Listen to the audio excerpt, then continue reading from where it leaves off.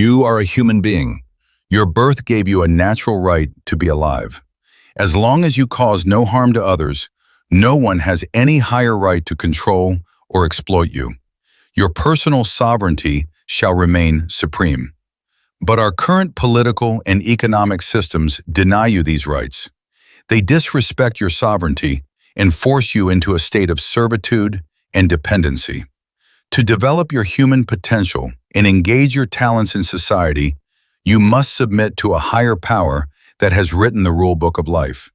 And even though their laws and systems cause harm to billions of people and threaten the ecological foundations of life, their power and authority has remained untouchable until now.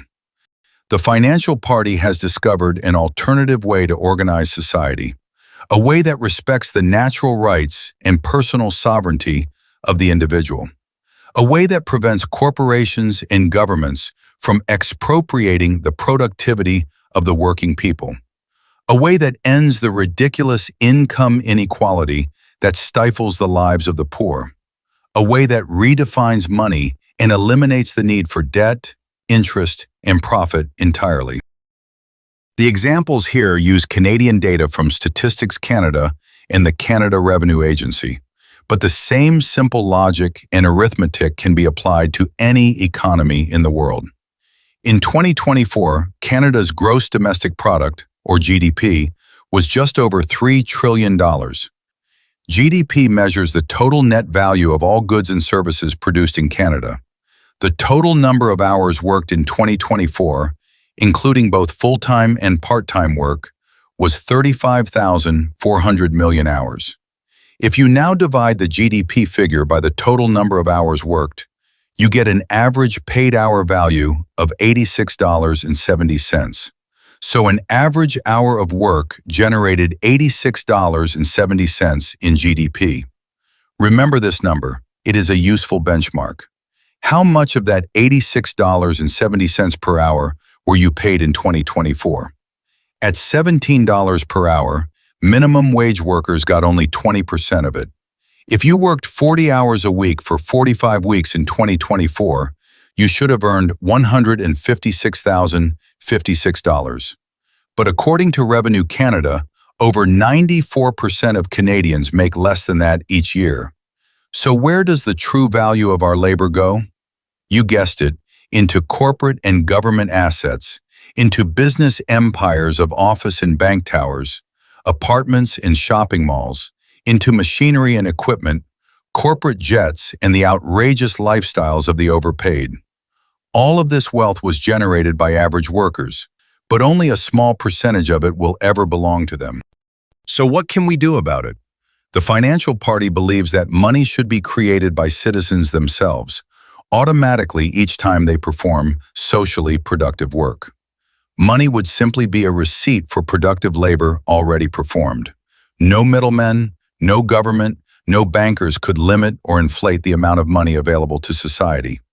Employers would no longer pay their employees from sales revenues. Workers would pay themselves simply by working. Productive labor itself would automatically generate new money.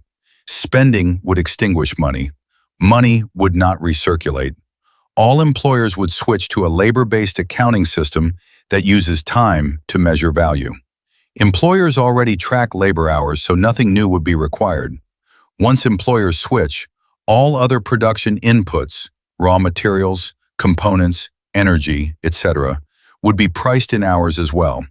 Costs would be calculated in hours as the sum of internal labor plus external inputs plus asset depreciation. Nothing else would be added to prices. With this simple change, the value of GDP would always be exactly equal to the total hours worked. Prices would finally be based upon something concrete and measurable. Subjective value and inflation would disappear completely. Technological improvements that reduce the need for labor would finally bring prices down. With this simple change, workers would earn the entire value of GDP, not just a small percentage of it. In 2024, with workers earning $86.70 per hour, a 40-hour work week would have earned you $156,056. Part-time work at just 24 hours per week would have earned you $93,633. But it gets even better. At birth, all people inherit an equal right to a share of the Earth's natural resources. Our natural resources are a free gift from nature to all living things. Currently, however, people without income cannot access their fair share. Society must provide a means to correct this. Every time that a resource is extracted and used, a tiny portion of the amount used rightfully belongs to each and every one of us. We are all shareholders in the wealth of nature, and each and every one of us should receive a dividend whenever that wealth is sold and consumed. Also, all people contribute far more to society than just their paid employment. Raising families, caring for loved ones, maintaining friendships, all have enormous social value. So how can we redistribute the GDP fairly to recognize our resource rights and to reward our voluntary social contributions without diminishing the incentive to work? What if everyone 21 years or older was entitled to an endowment of 10 hours per week, whether they worked or not? Plus, they could earn as many additional employment hours as they like by contributing their productive labor to society. So a person who chooses not to work receives only 10 hours per week. A part-time worker working 24 hours per week receives, with the endowment, 34 hours weekly. A full-time worker working 40 hours each week receives 50 hours with the endowment. And what if all workers received a paid time off benefit that was at least 20% of their working hours, and all post-secondary students were paid for the hard work of getting an education? What effect would this have on the distribution of our 2024 GDP, and what would the incentive to work be? In 2024, 32.2 million people in Canada were 21 years of age or older. If each of these people earned 10 hours per week for simply being alive, an additional 16.7 billion hours would be added to the 35.4 billion actual work hours. In 2024, 1.7 million Canadian students were attending post-secondary institutions. If full-time students received 40 hours per week and part-time students received 24 hours per week throughout the 30-week school year, plus 20% in paid time off benefits, another 2.3 billion hours would be added to the total paid hours. And to raise the minimum paid time off benefits of all workers to 20%, another 7 billion hours would be needed. The value of the GDP divided by the new total hour figure of 61.5 billion would reduce the average hour value of the GDP to $49.93. Working 40 hours a week for 45 weeks per year would earn you $133,807 with your endowment. Part-time work at just 24 hours per week would earn you $90,669 with your endowment. Full-time work would generate 5.2 times the income of the endowments alone. Part-time work would generate 3.5 times the income. This should be enough to sustain the incentive to work. Overall, the additional hours reduce the value of working full-time more than they lower the benefit of working part-time. This provides a small incentive to help people reclaim some of their working time for their own personal use. There is always a trade-off between income and free time. The endowment idea just makes it a little easier to relax. Although the value of our time on Earth is equally priceless to us all, time alone cannot accurately measure the value of all work. The nature of the work itself must also be considered. Certainly, work that is extremely dangerous, which could seriously injure or shorten the life of the worker, should earn a premium. Also, work that is extremely difficult, stressful, or unpleasant, either physically, mentally, or emotionally, deserves a higher reward.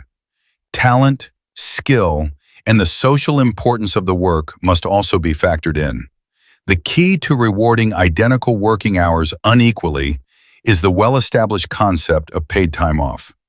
Statutory holidays, sick days, and annual vacations are all examples of future income benefits earned through current work. Additional paid rest days could be used in the same way to reward difficult, dangerous, or socially important work without sacrificing the equal value of each and every hour. Also, when determining a basic income for all, individual need must be considered. A person with a disability who is unable to work and families with children will have a greater financial need than non-disabled individuals or people without children to support. There are 4 components in the income system that we propose: life, need, work, and rest. The life component is simply an endowment or basic income that is given to all adults 21 years of age or older. The value of the endowment would equal 25% of the average number of hours that Canadian full-time employees work each week. Currently, the national full-time average is 40 hours per week, so the endowment amount would be set to 10 hours per week. If the average number of hours worked dropped to just 32 hours per week, the endowment amount would also drop to just 8 hours per week. The annual amount of the endowment would be based on 52 weeks per year. The need component is added to the life component when the needs of the recipients increase. Parents, seniors, and persons with disabilities would receive additional need benefits. The need rate would range from 0% to 200% of the life amount. At the maximum need rate, a person would receive 2 times the life amount for their special needs, plus the regular life amount, for a total of 3 times the life amount alone. Canadians would receive the need component for 52 weeks of the year, but its value would be modified if their level of need changed significantly throughout the year. The work component is simply the number of hours a person works annually. 1 hour of socially productive labor creates 1 hour of new money. The rest component is a range of paid time off rates that reward workers who perform more dangerous, difficult, or socially important tasks. Talent and skill is honored as well. The minimum rest amount for all workers would be 20% of the actual hours worked. Depending upon public opinion, the maximum rest amount could be set between 100% and 250% of the actual hours worked. The maximum income possible would be the number of hours in a year, which is 8,760. A range of paid time off rates for all careers could be determined nationally by a public agency comprised of workers and industry representatives. Specific rates within that range could be determined locally by supply and demand. Local feedback would influence the national agency's rate and policy decisions. A shortage of skilled workers in a particular job category would pressure the agency to increase the paid time off range for that occupation. A surplus of skilled workers would have the opposite effect. If consumer demand for a product or service declined, employers and workers might have to consider renegotiating the variable rates in order to lower prices. Competition between employers might also influence the local rates. The table below suggests a possible range of values that could be combined to determine a rest rate up to the maximum 250%. Now, before you ask, where will all this money come from? Consider this. We already have it. It's already being spent to generate the GDP. It is simply being distributed differently. In 2024, employee wages, salaries, and benefits accounted for only 51% of the GDP. Profit, capital, and taxes accounted for the rest. But income taxes reduced the purchasing power of wages by 18.4%, leaving workers able to purchase only 36% of the GDP. With profits, interest, and taxation removed from the economy, workers would be paid and keep the full value of the GDP. If the entitlements above seem too good to be true, it is only because you have failed to appreciate the magnitude of the economic scam that is currently being used against you. Consumers and taxpayers now pay all of the costs to transfer major assets that they created themselves as workers to private owners. Profit and interest doubles or triples the total amount they must pay to buy back the things they created at work. The ever-increasing net worth of governments and corporations is proof that these asset transfers are being paid for faster then the assets actually depreciate. This is the dirty little secret of capitalism. The financial economy is the most corrosive, antisocial force on the planet. Driven by greed and self-interest, it expropriates human productivity but produces nothing of value itself. It is the leading cause of inflation, war, and unnecessary human suffering. Providing free public capital and credit could release society from the need for profit, debt, and interest completely. The entire financial economy would disappear, and society would be able to reclaim the billions of hours of labor that it now wastes chasing imaginary money.